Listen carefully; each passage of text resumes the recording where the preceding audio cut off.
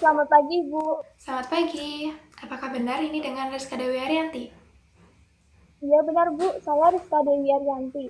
Oke, baik. Pertama-tama saya ucapkan selamat Rizka atas lolosnya tahap pertama. Saya telah menerima CV yang telah Anda kirimkan melalui email perusahaan kami. Baik, untuk saat ini apakah Anda bisa ceritakan mengenai tentang diri Anda? Silakan. Baik, izinkan perkenalkan nama saya Rizka Dewi Arianti. Umur saya 37 tahun, alamat saya di Kubiling, Segandu, Kecamatan Bekerja, Kabupaten Blora. Pendidikan saya Profesional Universitas Diponegoro Semarang. Visi saya adalah bertawakal kepada Allah Subhanahu wa taala, hidup pribadi yang percaya diri. Janganlah berbicara terlalu cepat. Baik, Bu. Sebelumnya perkenalkan, nama saya Rizka Dewi Arianti. Umur saya 37 tahun, alamat saya Duku Blimbing, Desa Gandu, Kecamatan Begerjo, Kabupaten Blora. Hobi saya membaca komik. Untuk pendidikan terakhir saya saat ini adalah Profesi Nurse Universitas Diponegoro Semarang. Kemudian untuk visi saya adalah bertawakal kepada Allah, menjadi pribadi yang percaya diri, bertanggung jawab, dan bermanfaat bagi orang lain. Kemudian untuk visi saya yang pertama, menjalankan segala perintah Allah dan menjauhi segala larangannya. Yang kedua, mengembangkan sifat attitude kepribadian menjadi lebih baik lagi. Yang ketiga, berusaha menjalin komunikasi yang baik dengan lingkungan sosial. Baik Rizka, menurut Anda, apa kekuatan yang ada pada diri Anda? Menurut saya, kekuatan saya itu, saya itu perfeksionis. Saya juga tidak suka kalau melihat orang yang suka telat seperti itu. Janganlah mengarahkan bola mata Anda ke atas dan berbicara secara terbata-bata. Menurut saya, kekuatan yang saya miliki itu dapat bekerja di bawah tekanan karena pada pengalaman kerja saya sebelumnya itu dituntut untuk menangani pasien dalam kondisi apapun dan tindakannya pun harus tepat. Dan saya bisa melakukan hal itu karena pengalaman tersebut bisa membuat saya lebih disiplin, manajemen stres, waktu, serta pemecahan masalah menjadi lebih baik dan terstruktur. Kemudian saya orang yang tidak bisa diam dan ingin terus belajar, sehingga saya senang dalam mencari peluang baru dan interaksi dengan orang-orang baru yang bisa membuat kreativitas saya ini menjadi lebih baik. Selain itu, saya memiliki habit atau kebiasaan untuk membuat planning untuk hal yang akan saya lakukan atau tujuan saya seperti itu. Hal tersebut digunakan agar saya itu dapat menghadapi resikonya ketika ada hal yang tidak direncanakan terjadi di belakangnya. Nah, selain itu, dengan pengalaman kerja dan organisasi saya di rumah sakit sebelumnya, dan mengenai sifat bekerja dalam tim, selalu dikedepankan untuk mencapai tujuan suatu organisasi atau instansi. Baik, apakah Anda bisa ceritakan juga tentang kelemahan diri Anda? Saya tidak memiliki kelemahan, Bu. Perhatikan gestur tubuh yang baik dan jawaban pelamar tidak terlalu menonjolkan diri. Baik, Bu, jujur saya memiliki kelemahan. Saya memiliki dua kelemahan, yaitu saya terkadang pelupa. Oleh karena itu, saya berusaha untuk membuat sebuah catatan atau not kecil yang selalu saya bawa atau saya mencatat di handphone untuk mengingatkan atau meminimalisir jika saya lupa seperti itu. Kemudian yang kedua, saya itu juga sering berada di zona nyaman. Dengan hal tersebut bisa membawa dampak positif untuk lebih loyalitas, totalitas terhadap pekerjaan ataupun perusahaan yang saya tekuni. Oke, Saudara Rizka, menurut Anda mengapa Anda ingin bekerja di sini? Saya sangat membutuhkan pekerjaan ini untuk menunjang kehidupan saya dan keluarga saya, Bu.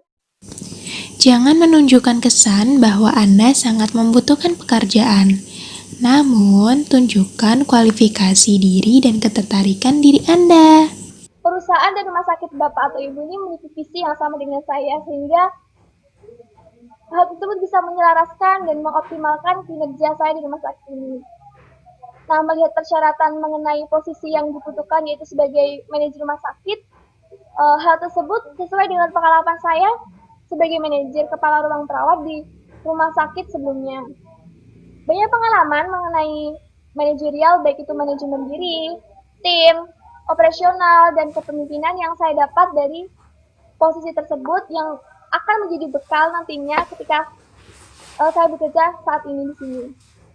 Saya yakin dengan bekal dan kemampuan yang saya miliki tersebut memenuhi kualifikasi manajer yang dibutuhkan dan saya siap menerima tantangan baru selanjutnya di rumah sakit ini.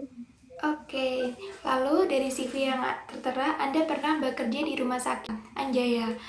Mengapa Anda keluar dari situ? Saya keluar dari rumah sakit tersebut karena menurut saya, atasan saya di tempat saya kerja dulu juga kurang bisa mengemban amanah yang telah diberikan kepadanya. Tidak menjelekkan pemimpin atau perusahaan sebelumnya dan tidak menopang dagu.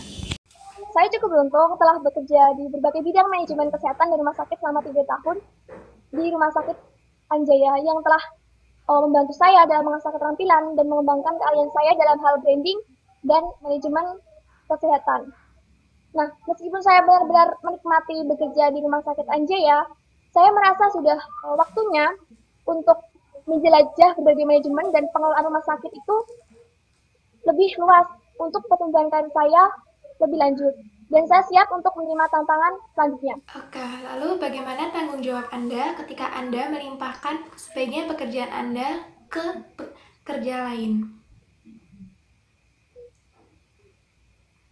Saya akan berusaha untuk mengingatkan mengenai tugas yang telah saya berikan kepada mereka. Selain itu, saya juga mungkin harus lebih mengingat jadwal guna melakukan monitoring ataupun evaluasi supaya pelaksanaannya bisa lebih rutin. Jangan mengkritik diri sendiri di depan HRD atau interviewer. Saya menyusun jadwal untuk melakukan monitoring dan evaluasi terhadap pelaksanaan yang telah dilakukan oleh orang tersebut secara rutin. Oke, saudari Rizka, mengapa saya harus memilih Anda dalam perusahaan atau rumah sakit ini? Berdasarkan pengamatan saya terhadap rumah sakit Anda ini, untuk pelayanan fokus pada pasien center care dalam peningkatan akreditasi rumah sakit. Dan usaha rumah sakit Anda memang menarik bagi saya dan dengan berbagai macam campaign dan pengabdian sosial yang kreatif serta dari tenaga kesehatan sendiri yang berkualitas di dalamnya. Namun, jika Anda merekrut orang yang mempunyai analisa manajemen operasional kesehatan yang kuat, impact yang akan dirasakan baik bagi pasien dan rumah sakit Anda sendiri akan lebih besar. Bila Anda merekrut saya akan memakai kemampuan analisis dan pendekatan secara caring untuk meningkatkan kualitas kerja tim dengan pasien, serta tingkat emosional maupun harapan pasien mengenai kesembuhannya akan lebih tinggi. Serta kolaboratif interprofesional juga akan ikut meningkat sehingga mewujudkan sistem SNAS yang berjalan optimal. Baik, saudara Rizka, apakah ada yang ingin ditanyakan mengenai rumah sakit ini atau perusahaan ini? Salah satu keinginan saya untuk bekerja di rumah sakit ini itu adalah pertumbuhan karir dan pengembangan diri saya lebih baik dalam manajemen dan pengelolaan rumah sakit. Nah, yang ingin saya tanyakan, adakah training atau pelatihan-pelatihan yang diselenggarakan dari pihak rumah sakit ini untuk karyawan, terutama di bidang manajerial dan perawat profesional? Oke, baik sekali pertanyaannya, saudari Rizka. Untuk rumah sakit ini... Maaf Bu, kalau pelatihan yang berhubungan dengan kepemimpinan ada tidak ya Bu? Jangan memotong pembicaraan HRD atau interviewer. Oke, saudari Rizka, saya jawab. Dari perusahaan ini sangat mengedepankan kesejahteraan akan tenaga kesehatannya. Oleh karena itu, kami memberikan suatu kompensasi ataupun pelatihan dan juga pemberian cuti untuk para pekerja kesehatan atau nakes-nakes yang ada di rumah sakit kami untuk mengikuti seminar, baik seminar nasional maupun seminar internasional, begitu. Oh begitu. Baik Bu, terima kasih atas penjelasannya. Lalu, apakah ada yang ingin ditanyakan lagi, saudari Rizka? Tidak Bu, cukup. Terima kasih sekali ya Bu. Baik, kalau sudah tidak ada, saya cukupkan sampai sini. Terima kasih, dan semoga kabar baik menanti Anda, saudari Rizka. Selamat siang dan sampai jumpa.